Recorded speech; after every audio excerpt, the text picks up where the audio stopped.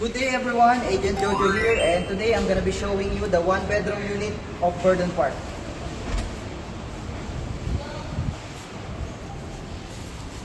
So here, as you enter, you have your granite kitchen sink, and it comes with overhead and base cabinet already, so you can have more space for your stuffs. And this area, you have your minimalist toilet and bath. So let's see how big it is. So I'm 5'8", guys, and this is how high it is. So ganito siya kalaki. And here's your shower area. So it already comes with the stainless controllers and showers.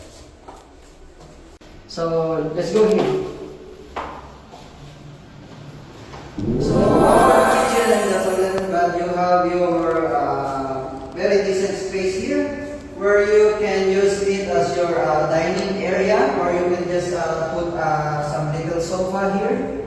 You also have your glass partition here. It's a sliding door, so you can have your privacy. Okay, and then when you go inside, this is how big it is. So my arms is a little longer. So this is how it is. So here you have your own private access to your balcony. So let's see. So this is the view from this specific unit, 1509. So you have the beautiful double gulf, the ocean view. And then you have a little city light here, where you can see the biggest mall here in the city, which is the SM Ecoland. And unfortunately, we can see it, but we have the biggest and the highest peak of the Philippines, which is the Mount Apo here. So this is for the provision for the air conditioning for your room. So naka-ready na yan. And this is how big the balcony is.